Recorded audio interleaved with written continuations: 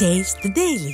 திண்டுக்கல் மாவட்டம் வேடசந்தூர் அருகே அரசின் தகரடப்பா பேருந்தை பள்ளி மாணவர்கள் தள்ளிவிட்ட பின்னர் ஓட்டுநர் ஸ்டார்ட் செய்து ஓட்டிச் சென்றார். வேடச்சந்தூரிலிருந்து வடமதுரை என்னும் பகுதிக்கு இயக்கப்படும் அரசு பேருந்து வடமதுரையில் இருந்து பயணிகளை ஏற்றிக்கொண்டு புறப்பட தயாராக இருந்தது. அப்போது ஓட்டுநர் பேருந்தை இயக்கிய போது பேருந்து ஸ்டார்ட் ஆகாததால் பேருந்தில் இருந்த பள்ளி மாணவர்கள் மற்றும் பொதுமக்கள் சேர்ந்து தள்ளிவிட்டனர். பின்னர் ஸ்டார்ட் ஆன பேருந்தை ஓட்டுநர் இயக்கிச் சென்றார். திறனற்ற திமுக அரசு தொடர்ந்து பழுதான பேருந்துகளை இயக்குவதாகவும் அரசின் தகரடப்பா பேருந்துகள் இதேபோல் ஆங்காங்கே பழுதாகி நின்று விடுவதாகவும் பொதுமக்கள் குற்றம் சாட்டியுள்ளனர். செங்கல்பட்டு மாவட்டம் நெடுமரம் ஊராட்சிக்குட்பட்ட உடல்காரக்குப்பம் கிராமத்தில் சுகாதாரமற்ற குடிநீர் வழங்குவதால் பொதுமக்கள் அவதியடைந்து வருகின்றனர்.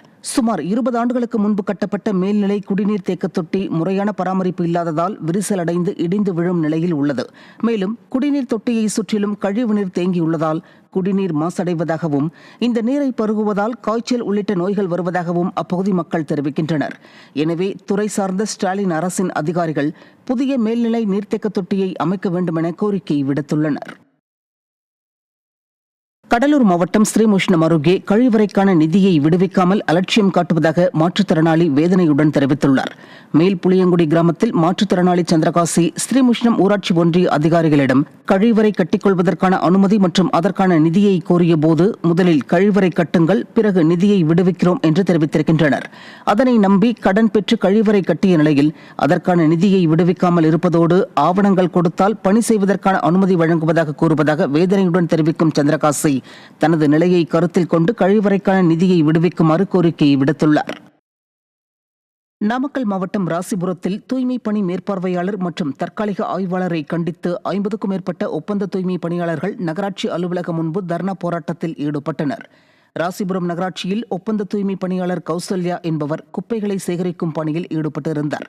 அப்போது அங்கு வந்த தூய்மை பணி மேற்பார்வையாளர் தமிழ் என்பவர் கௌசல்யாவை பணி செய்ய விடாமல் தடுத்ததாக கூறப்படுகிறது.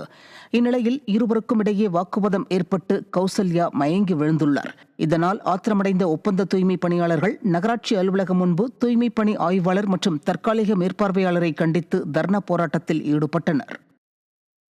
விருதுநகர் மாவட்டம் ஸ்ரீவில்லிபுத்தூர் அருகே மயானத்திற்கு அருகேயே புதிய அரசு ஆரம்ப சுகாதார நிலையம் கட்டுவதால் நோய் தொற்று ஏற்படும் என அப்பகுதி மக்கள் அச்சம் தெரிவித்திருக்கின்றனர். மம்சாபுரம் பகுதியில் எரியூட்டு மயானம் மற்றும் குப்பை கழிவுகளை எரிக்கும் இடம் உள்ளது. இந்த நிலையில் தற்போது அதன் அருகிலேயே அரசு ஆரம்ப சுகாதார நிலைய கூடுதல் கட்டிடம் 1,20,00,000 ரூபாய் மதிப்பீட்டில் கட்டப்பட்டு வருகிறது.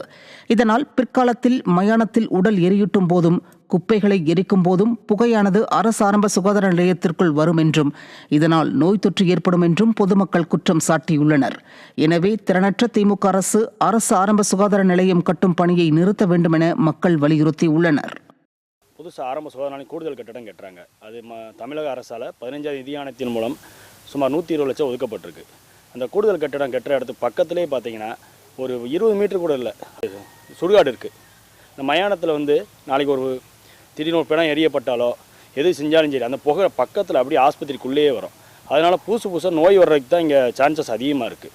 அந்த கட்டடத்தை தற்சமயம் நிப்பாட்டி வச்சு அந்த ஒன்று ஆஸ்பத்திரியை மாற்றி வைக்கணும்.